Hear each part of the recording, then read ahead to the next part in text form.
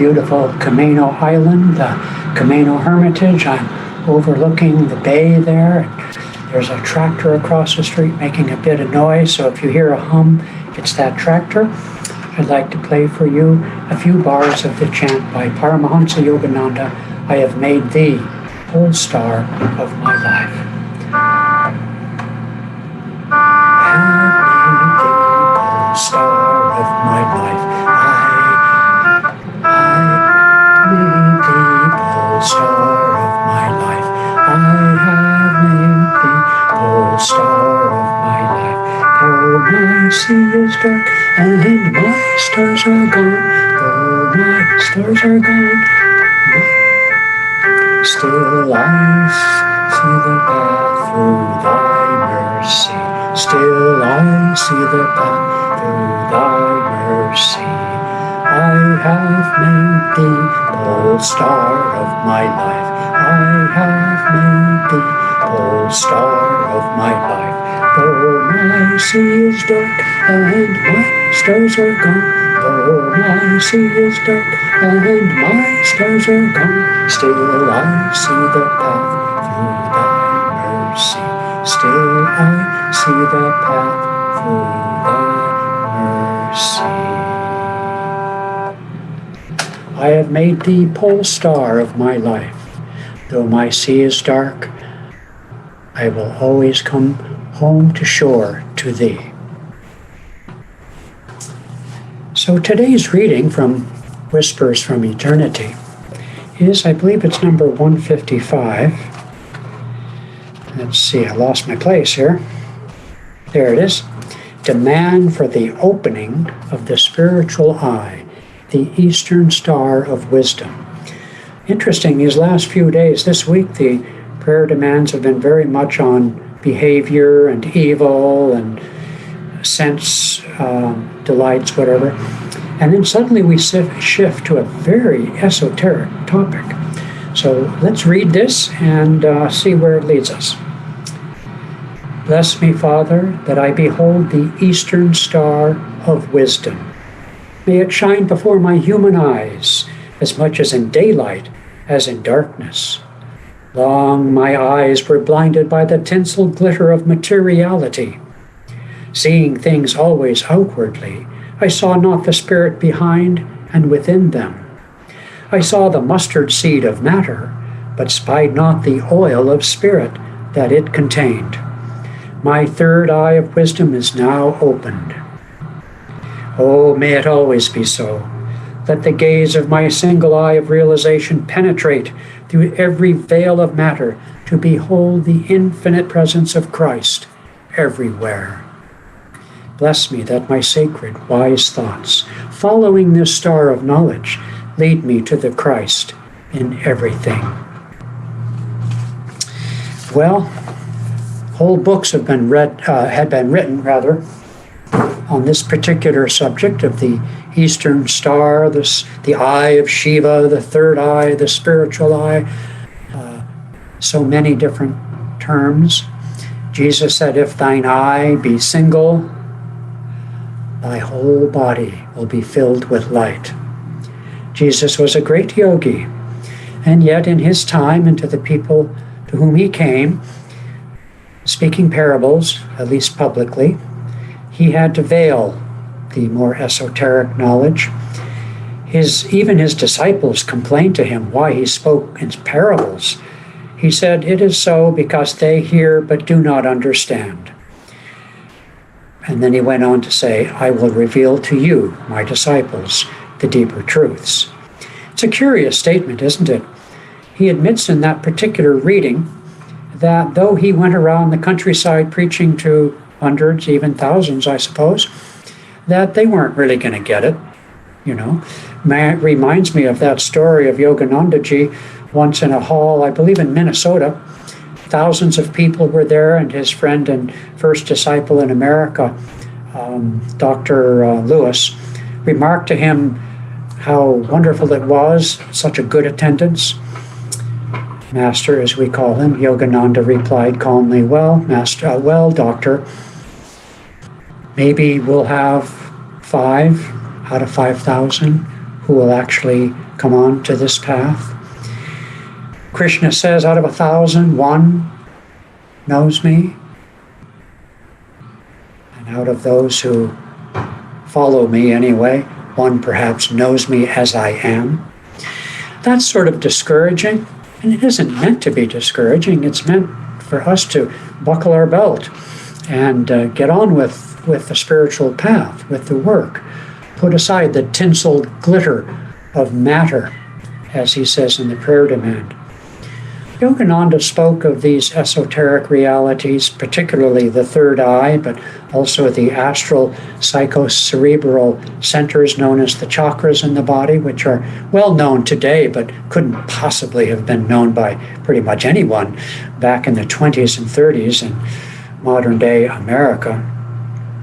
He spoke of these things not to discourage us, but to encourage us. But also, I think there was a hidden promise, though he never made a promise that we would all see these things. In fact, he really did. But you have to stay the course. The techniques of advanced meditation that he gave, the Om technique, closing the ears and listening to the inner sounds, the advanced technique of Kriya Yoga, working with the chakras and the energy of the spine and focusing at the spiritual eye. Even the energization exercise that he gave to help convert our consciousness from attention and identification with the body to the next level, identification with the vitality, the intelligence, the feeling, the prana, the life force energy that inhabits this physical form. Through these techniques, through dedication, these things will appear. They will appear as astral guides. You see, when we die and leave this body, we will be in the astral world, although most people will fall asleep because, like a fish out of water, they can't really breathe or think without a physical body, brain, and a nervous system. But those whose lives lived more inwardly, more in the mind, and not just spiritually, but scientists perhaps, or artists, great lovers of humanity, those who live more in the more refined feelings, transcendent of identification with the five senses, are more likely to remain awake, at least for some time, after death in the heavenly realms. And so he's preparing us for what to look out for. Patanjali says that we should focus on these astral perceptions of inner light, inner energy movements, the different qualities and characteristics of the chakras and so forth, as guideposts to our own refinement of perception, refinement of feeling, refinement of subtle energy. And so, as esoteric as this seems, there are also some very practical things we can do. One of them, my favorite and probably the most powerful, not saying it's easy, but the most powerful, is to learn to live more at the point between the eyebrows. Yogananda, who was a great lover of creating recipes for his American friends, vegetarian recipes, would cook for his friends and came up with recipes, and he wouldn't taste like the American cooks do with the spoon. He would taste by feeling the qualities of what he was cooking, call it a soup, the qualities of that soup, he would perceive them at the spiritual eye. I like to tell friends that when I jog, and once I get into my zone, into my flow, I start feeling the chakras and working my way up. And then it's as if when I'm focused here, it's as if my field of awareness moves from unidirectional to 360. Not that I'm seeing with these two eyes, but I'm feeling intuitively the space in which I occupy for my own safety and so on. It's necessary because I've also done that to such a degree I've lost touch with the lower body and ran the risk of tripping and really hurting myself. So you have to use your common sense. And in any case, you can be talking to somebody on the phone and focusing. You don't have to knit your eyebrows, but I'm doing that for illustration purposes. Focus at the spiritual eye. You can look at another person right there in their spiritual eye, too, as you're talking to them. And you will be amazed with a little practice, calm practice, how your own sense of calmness, your own sense of safety and confidence, your own sense of connection with a person or with the environment in which you are will expand. And then in meditation, as we are taught on the path of self-realization, and not exclusively, mind you, but a lot of students of other meditation techniques express surprise when we teach them to focus here behind closed eyes. They've never heard of that before, but it's a very ancient, long-standing tradition. And so in meditation, as you focus there, I mean, even with my eyes open, I look up and my thoughts stop as if awaiting orders. Or like when you think, what was her name? So you do this, the mind stops, the thinking stops, and you go to the hard disk in the subconscious mind and pull out that person's name. You see? So when we look up, I mean, just do this. Stand up, open your arms like this, near your heart, let's say. Look up. What happens? The restless thoughts disappear. So what he's talking about, the Eastern Star of Wisdom, all these sort of quaint names or mythological names or whatever they're called, archetypal names from the past, shouldn't confuse us to imagine that they are out of reach, that they are so esoteric we will never see the spiritual eye.